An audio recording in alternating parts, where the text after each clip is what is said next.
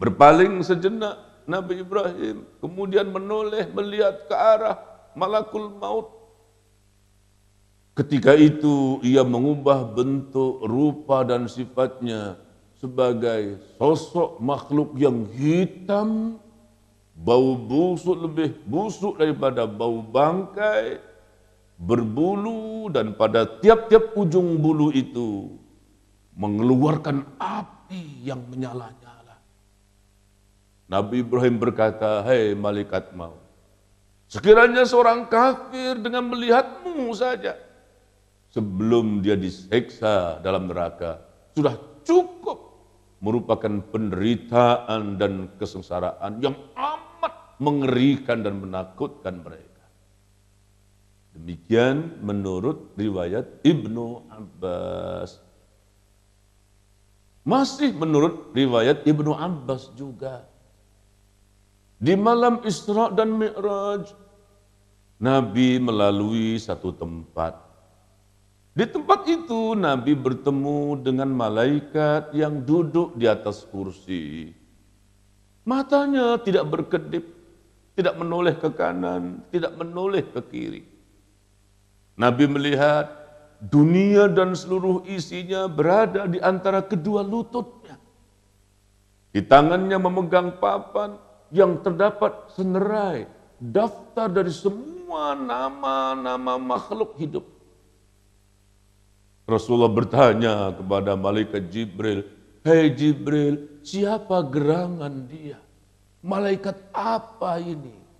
Siapa ini?"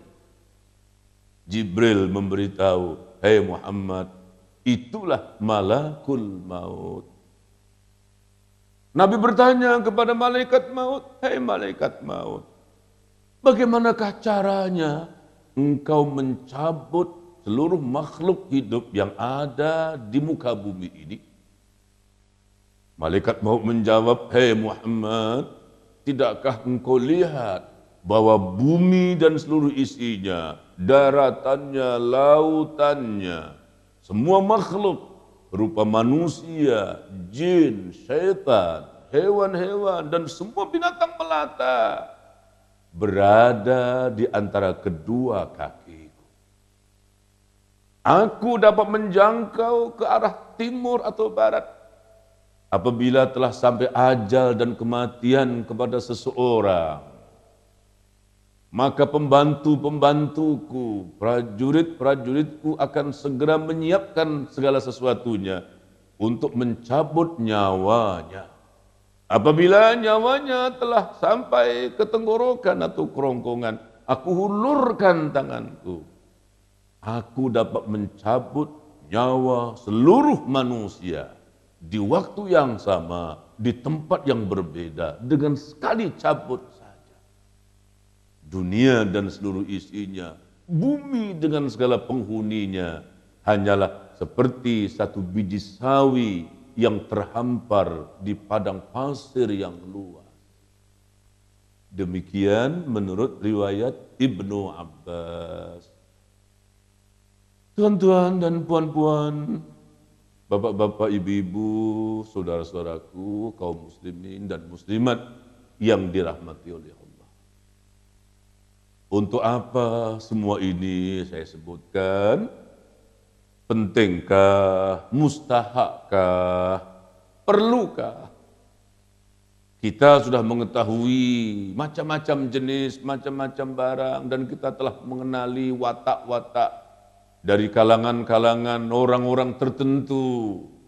Kita kenal artis, kita kenal bintang film, kita kenal pemain sepak bola atau bola sepak, kita kenal pemimpin ini, pemimpin itu. Kita banyak kenal itu, kenal ini, mengenal si anu, mengenal si ini.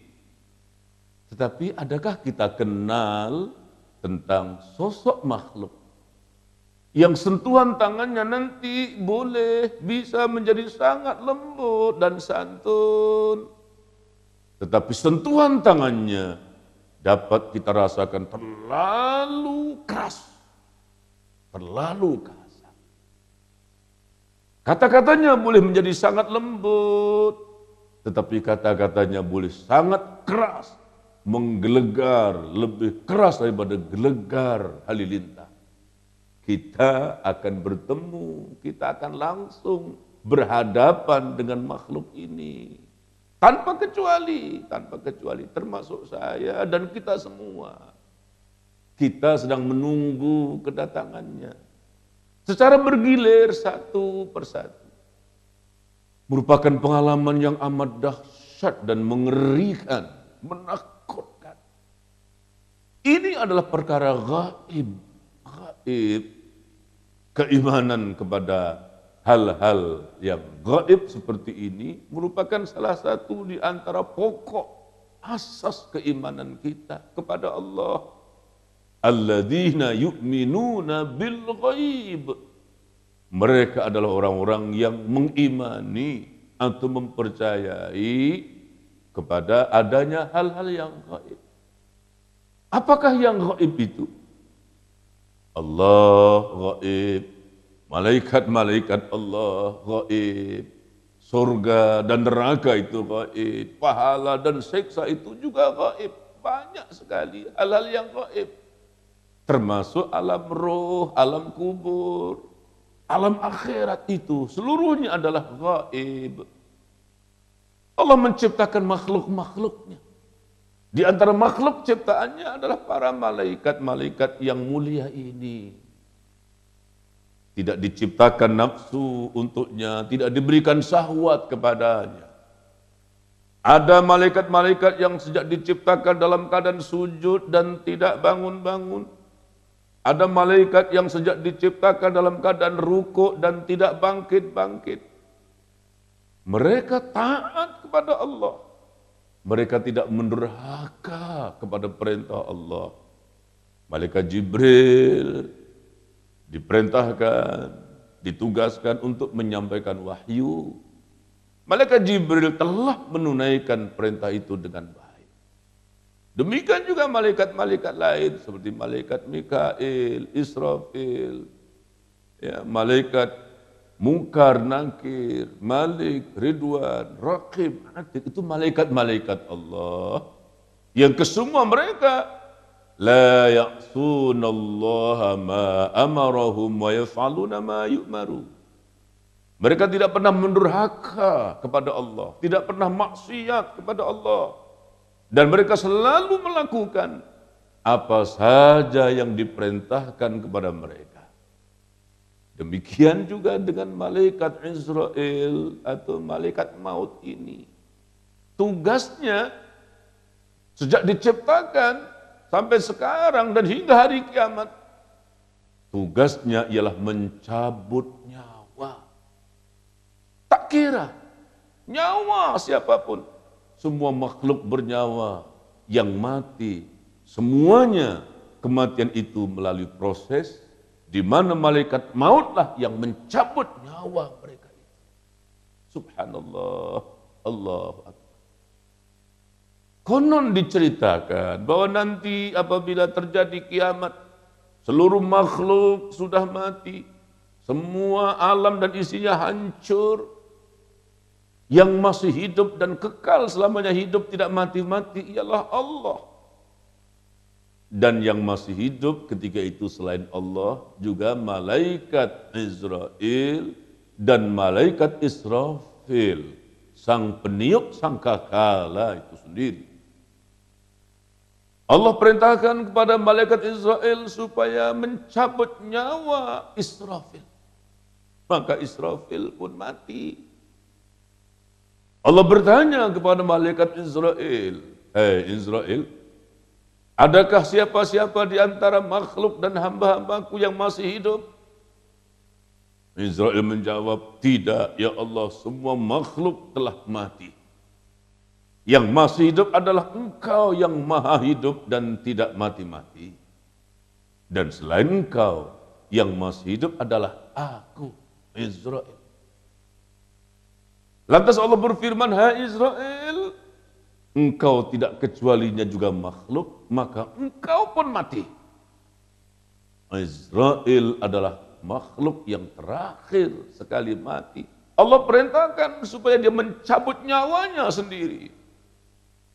Apabila ia mencabut nyawanya sendiri, terasa amat dahsyat, terasa amat mengerikan, terasa amat sakit. Ia meronta dan meraung-raung karena kesakitan. Dan ia berkata, "Ya Allah, andai kata aku tahu begini sakitnya mati, niscaya aku akan lebih lunak dan lemah lembut dikala aku mencabut nyawa makhluk-makhluk hidup. Dikala aku mencabut setiap makhluk yang bernyawa, aku akan lebih lembut lagi."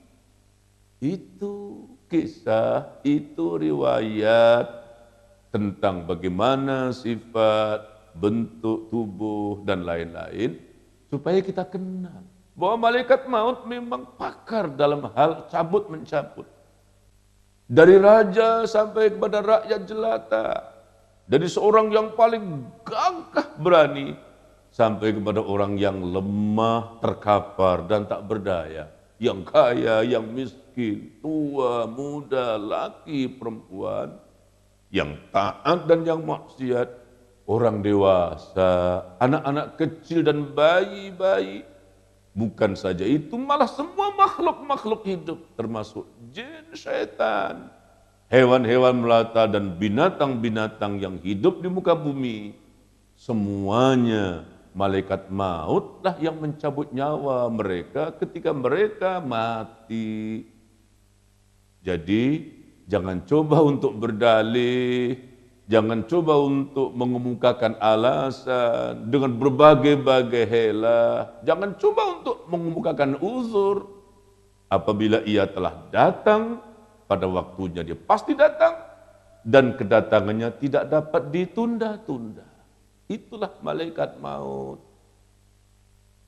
Ada riwayat yang menyebutkan bahwa malaikat maut sebelum datang kepada seseorang, telah ada pemberitahuan awal, ada notis, ada amaran.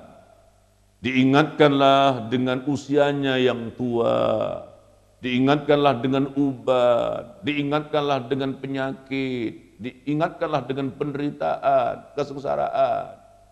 Kesemua itu merupakan peringatan. Kesemua itu merupakan utusan-utusan malaikat maut sebelum akhirnya malaikat maut itu mencabut nyawa seseorang. Hanya ya kadang-kadang manusia saja, apakah tidak paham atau berpura-pura tidak paham, ya, atau paham bahwa semua yang ada di sekeliling kita ini, apa saja jenis-jenis kehidupan yang kita rasakan, dari mulai kecil, dewasa, sampai tua. Dan begitu juga peristiwa-peristiwa yang ada di sekeliling kita. Kita lihat ada orang sakit, kita lihat ada orang yang sedang nazak, kita lihat ada orang yang mati. Kadang-kadang kita sendiri yang turut sama menguburkan, menguruskan jenazahnya. Ini semua adalah peringatan dan utusan-utusan malaikat untuk orang-orang yang arif, yang bijaksana, akan segera sadar dan mengambil peringatan ini.